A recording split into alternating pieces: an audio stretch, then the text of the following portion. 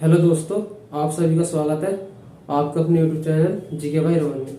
हमने पिछली वीडियो में ये जान लिया था कि अशोक के बारे में, अशोक को राज्याभिषेक कैसे कैसे प्राप्त हुआ, कितना संघर्ष करना पड़ा उसे उसे कितने युद्ध करने पड़े अपने से राज्याभिषेक पाने के लिए, क्योंकि उसका बड़ा भाई सुसीम था एक, और उसके छोटे भाई थे। उसके 101 बच्चे थे बिंदुसार के, उसमें दूसरे नंबर का था अशोक।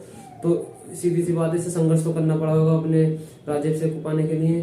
तो इसने बहुत ही संघर्ष करा था अपने संस्कार में, हमने पढ़ लिया था कल। और आज हम पढ़ेंगे इसके अभिलेखों के बारे में, क्योंकि इसके सबसे इम्पोर्टेंट बात है कि इसके अभिलेख कहाँ कहाँ इसने शिलालेखों के द्वारा, स्तंभ लेखों के द्वारा, गुहालेखों के द्वारा, ये इनके द्वारा अपनी बात प्रजा तक पहुंचाया था। क्योंकि उस टाइम पे बस यही साधन थे, या तो बस आप किसी पत्र के द्वारा, लेटर के द्वारा अपनी बात किसी तक पहुंचा सकते थे, या शिलालेख को, ये पहाड़ों को, बड़े बड़े पहाड़ों को काट कर, शिलाखंडों को काट कर उन पे लिखवाता था और इन्हें जगह जगह लगवा देता था, जिससे कि प्रजा तक जो बात कहना चाह रहा था वो प्रजा तक पहुंच जा रही थी इसकी बात। तो हम आज बात करेंगे इसके अभिलेखों के बारे में। हमें पहले हम बात करते हैं इसका नाम। गुजरा और मास्की, नेटूर और उद्गोलन, ये 4 अभिलेख थे जिनमें इसका नाम मिलता है हमें अशोक। इन चारों में हमें इसका नाम अशोक और देवा नाम किसे मिलता है, इन 4 अभिलेखों में। तो हम पहले अभिलेखों की बात करते हैं। अभिलेख, ये 3 प्रकार के अभिलेख थे इसके।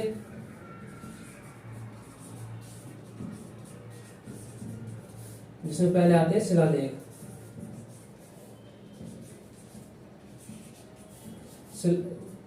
शिलालेख में 14 शिलालेख थे टोटल इसके।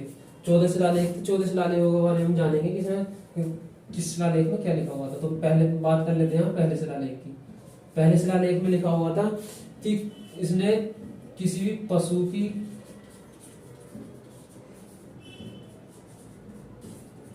पशु पक्षियों और मानव की हत्याओं पर रोक लगा दी थी।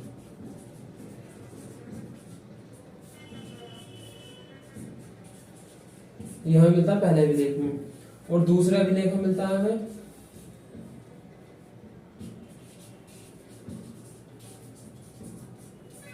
चिकित्सा से संबंधित जानकारी।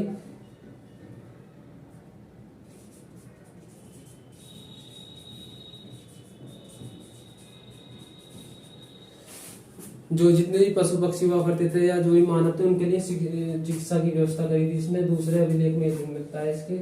और तीसरे अभिलेख में मिलता है कि इनने 3 अध्यक्षों की नियुक्ति करी थी, जिसमें कि एक का नाम था नियुक्त, और एक का नाम था रज्जक, और एक का नाम था त्रादेशी। ये 5-5 वर्ष के लिए जाते थे और मतलब जानकारी दे देते, इसे जनता के बारे में नॉलेज लेके आते थे और उसे बता देते कि क्या क्या चल रहा, कैसे चल रहा है। और ये चौथे की बात कर लेते हैं। चौथे अभिलेख में लिखा था बैरिघोष ने धम्मघोष अपना लिया था। बैरिघोष का मतलब तो मैंने बता ही दिया था आपको कि बैरिघोष का मतलब होता है जो युद्ध करने से पहले जिसे हम बजाते थे ना, उसे हम बैरिघोष कहते। तो इन्हें जितने भी राजा हो उन पे इन्हें भौतिक विजय की जगह धार्मिक विजय को अपनाना शुरू करा, क्योंकि इसका हृदय परिवर्तन हो गया था कलिंग युद्ध के बाद। तो आपने सारा बता ही दिया मैंने आपको। और इसके हम बात कर लेते हैं 5वें अभिलेख की। 5वें अभिलेख में मिलता है कि इसके राज्यारोहण के बाद, राज्यारोहण के 13 वर्ष बाद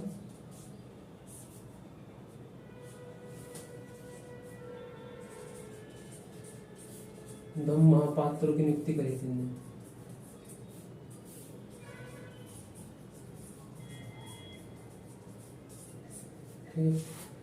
और अब क्योंकि ये 13 वर्ष बाद, मतलब जब इसका 269 ईसा पूर्व में इसका राज्याभिषेक हुआ था, बैठ तो ये 273 ईसा पूर्व में गया था गद्दी पर, लेकिन ये गिरह के कारण जो भी इसके भाई थे वो इसे सही से बैठ नहीं रहे थे चैन से। तो सबसे इनसे निपटने के बाद में पूरी तरह से 269 ईसा पूर्व में बैठा था ये। 269 ईसा पूर्व में राज्याभिषेक हुआ था इसका।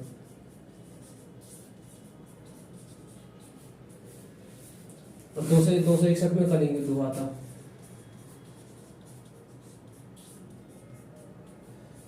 तो हम 273 ईसा पूर्व से लगाएंगे, क्योंकि इसके राज्यारोहण की बात हो रही है। राज्यारोहण हो गया था 273 ईसा पूर्व के 13 वर्षों बाद इसने महापात्रों की नियुक्ति करी थी इसने। और फिर फिर बात कर लेते हैं हम इसके छठे अभिलेख की, छठे शिलालेख की। छठे शिलालेख में मिलता है कि ये जनता पर अपना कर मानता था।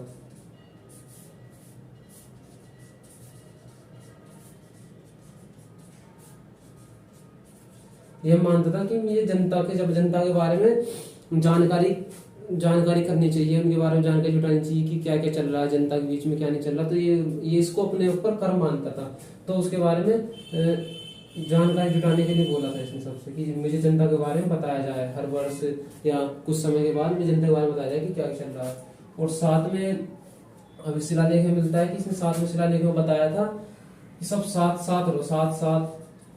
सातवें शिलालेख में इन्हें साथ रहने का उदाहरण दिया था।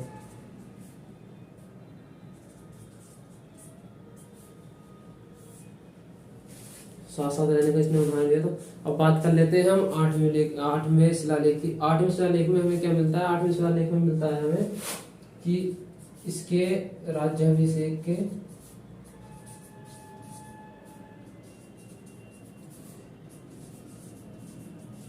10 वर्ष बाद इसने धर्म यात्रा करी थी, जो कि इसकी पहली यात्रा थी। पहली यात्रा ने धर्म यात्रा करी थी बोध गया की। इसमें बताया गया है कि इसने पहली धर्म यात्रा में इसने 256 रातें गुजारी थी। इसमें 256 रातों का जिक्र कराया कि इसने जो इसकी धर्म यात्रा थी बोध गया के लिए करी थी। इसमें ने 256 रातें अपनी गुजारी थी धर्म यात्रा में। तो 10 वर्ष बाद करी थी इसके राज्याभिषेक की, यानी 269 ईस्वी पूर्व से 10 वर्ष बाद। ठीक है। और हम बात कर लेते हैं अब अपने यहाँ तो बात कर ली हमने 256 रात गाड़ी। हम बात कर लेते हैं 9वें अभिलेख में, क्योंकि जब इसने कलिंग युद्ध जीता है तो जहां भी जा रहा था हर जगह इसका मतलब शिष्टाचार हो रहा, आदर सम्मान हो रहा था बहुत ज्यादा। तो इसने उस पर रोक लगाई थी, जैसे कि भाई कोई मतलब हर जगह जहां भी जा रहा है कि इसकी बस स्तुति बोल रही है, हर कोई इसका ही गुणगान गाया, तो इन्हें भेंट और शिष्टाचार पर रोक लगाई थी।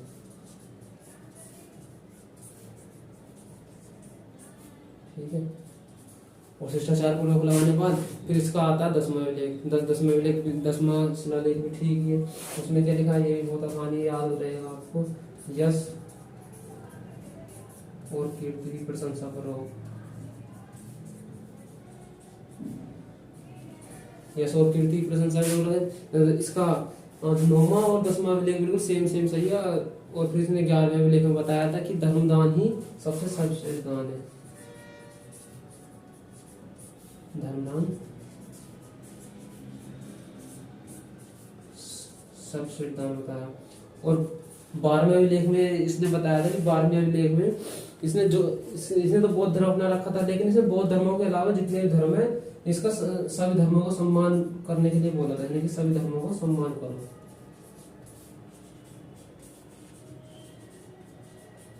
हम बात कर लेते हैं 13वें अभिलेख की। 13वें अभिलेख में मैंने आपको पहले बताया 13वें अभिलेख में पूरे कलिंग युद्ध का वर्णन है कि कलिंग एक उड़ीसा में पड़ती है, कलिंग जगह। वहाँ के राजा नंदराज थे, वहाँ हाथियों की वजह से और समुद्र मार्ग की वजह से युद्ध हुआ था। ये कुछ भी कारण मान सकते हैं आप इनमें से, क्योंकि स्पष्ट उल्लेख नहीं किसी कारण से मिला था, हुआ था युद्ध। पर युद्ध हुआ था इसमें कलिंग युद्ध के बारे में जानकारी है। कलिंग युद्ध 261 ईसा पूर्व। और लास्ट और अंतिम आता है इसका 14वां अभिलेख। 14वां अभिलेख में इसने बताया था कि लोगों को धार्मिक नीति अपनानी चाहिए, धार्मिक जीवन जीना चाहिए।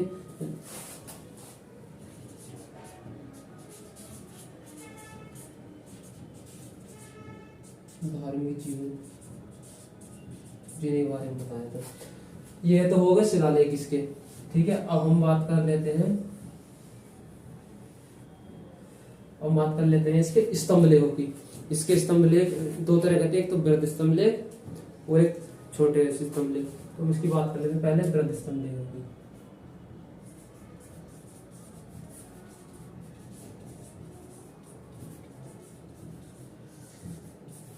वृहद स्तंभ लेख, ये 7 प्रकार के स्तंभ लेख थे, जिसमें कि पहला आता है प्रयाग।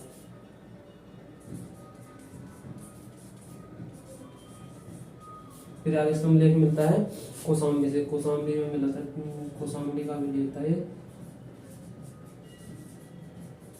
जो कि अब इलाहाबादी किले में है।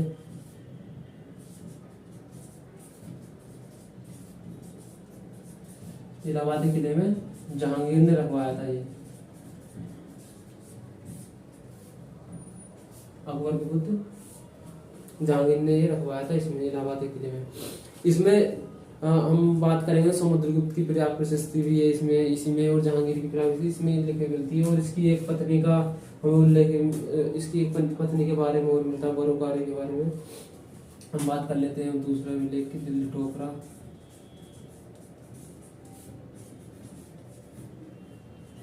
दिल्ली टोकरा अभिलेख ये मिला था हमें सहारनपुर से, जो कि फिरोज शाह तुगलक ने दिल्ली में रखवा लिया था।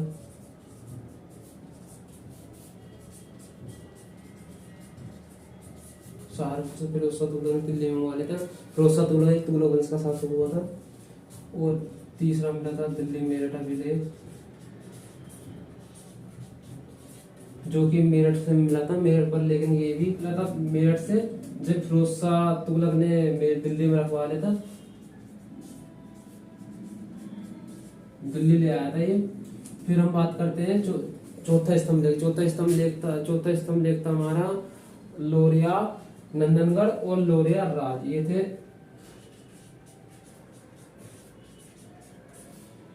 लोरिया राज, और पांचवा था लोरिया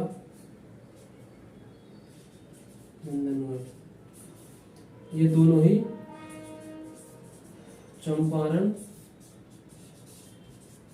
बिहार से मिले। और छठा था रामपुरवा। ये रामपुरवा अभिलेख यहाँ, ये भी हमें बिहार से मिला है। इसमें 2 अभिलेख थे, एक पर था लेख लिखा हुआ और एक था बिना लेख का। तो जिस पर लेख था उस पर थी सिंह की आकृति, और जिस पर लेख नहीं था उस पर थी ऋषभ की आकृति। ठीक है, अब हम बात कर लेते हैं लघु स्तंभ लेख की।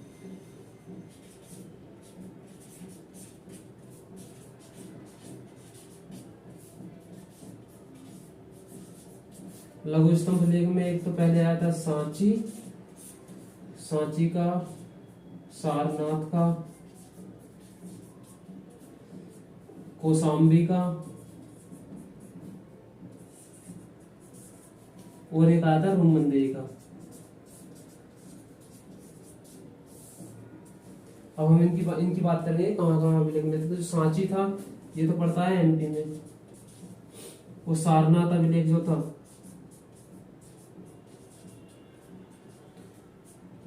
सारनाथ अभिलेख में ये हमारा अशोक स्तंभ नहीं है, ये वहीं का है अशोक स्तंभ। जो सारनाथ अभिलेख का ये अशोक स्तंभ वहीं से लिया गया हमारा अशोक स्तंभ, सारनाथ अभिलेख से।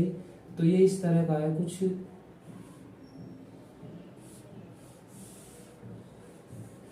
यहाँ पर इसके 4 सिंह हैं, चार सिंह के चेहरे हैं इस पर। एक दाएं देख रहा, बाएं देख रहा, आगे देख रहा, पीछे देख रहा। ठीक है, 4। और इधर ही धम्म चक्र बना हुआ है ये, इसमें 32 तिल्लियां हैं। और नीचे पहले तो बैठा है बैल,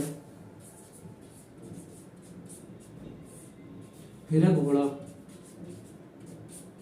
फिर बैठा है हाथी, और फिर बैठा है सिंह। ठीक है, इसमें 4 है। एक क्रम से पूछेगा कि पहले कौन बैठा, पहले बैल बैठा है, फिर घोड़ा, हाथी, सिंह। और बाई तरफ से, दोनों तरफ से, मतलब किधर से ही पूछ सकता है। बस ये आपको याद करने की, थोड़ा सा याद रखना पड़ेगा कि कौन कौन से जानवर बैठे हैं इसके नीचे। और ये जो रुमनदेही जो अभिलेख था, कौशाम्बी अभिलेख इलाहाबाद से मिला था।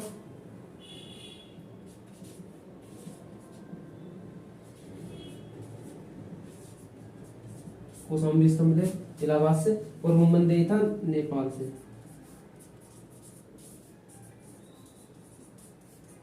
रोमनदेही नेपाल की तराई से। दो तरह के अभिलेख हो गए। अब बचता हमारा तीसरा अभिलेख। तीसरे अभिलेख मिलते हैं गुहालेख। गुहालेख का मतलब होता है गुफा लेख। गुहा का मतलब ही गुफा होता है। तो हम बात कर लेते हैं गुहालेख होगी। गुहालेख मिलते हैं हमें दक्षिणी बिहार से। दक्षिणी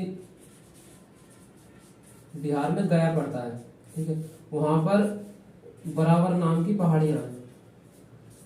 बराबर नाम की पहाड़ियों में 3 गुफाएं दान करी थी बौद्धों को। 3 गुफाएं दी थी जिसने अशोक ने। तो उसमें उनकी दीवारों पर लेख लिखे हुए हैं, तो उन्हें ही हम गुहा लेख कहते हैं। ये गुफा थी 3। पहली थी सुदामा गुफा, दूसरी थी कर्ण गुफा। पहली सुदामा के नाम पर, दूसरी कर्ण के नाम पर, और तीसरी थी एक हमारे दशरथ हुए थे, दशरथ के नाम पर लेकिन नाम उसका दशरथ गुफा ही है, पर इसने नहीं थी, इसकी नहीं थी, इसके समय की नहीं थी। और जो चौथी थी हमारी वो थी, हम तो यहाँ बस इन 3 की बात करेंगे, हम दशरथ गुफा की बात नहीं करेंगे। बस विष्णु झोपड़ी थी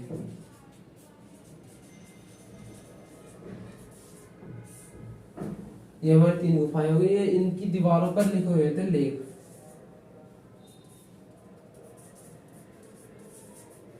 जिन्हें हम गुहालेख बोलते हैं। अब हम बात करें इसकी शासन प्रशासन की, तो हम देखते हैं कि ब्रिटिश के बाद हम मानते हैं कि हमारे ब्रिटिश शासन के बाद में हमारी शासन व्यवस्था ठीक होती, पर लेकिन हमारे अब से 2000 साल पहले भी हमारी इतनी बढ़िया शासन व्यवस्था थी। उस टाइम पे ही मंत्री परिषद हुआ करती थी। जैसे आज के समय पर मंत्री परिषद होती है ना, कि एक मंत्रालय उसके पास है, जैसे गृह मंत्रालय किसी और के पास है, और शिक्षा विभाग किसी और के पास, और मतलब जितने भी हमारे विभाग होते हैं सब अलग अलग बटे हुए थे। ऐसे ही उस टाइम पे बटे हुए थे। सेना विभाग किसी और के पास, सेना अध्यक्ष कोई और है, हर तरह के विभाग थे उस टाइम पे बटे हुए। और जैसे अब शासन चल रहा है ना, केंद्र में एक राजा हुआ करता था और बाकी प्रांत हुआ करते थे। जैसे अब हमारे एक केंद्र सरकार है, एक प्रांतीय सरकार है।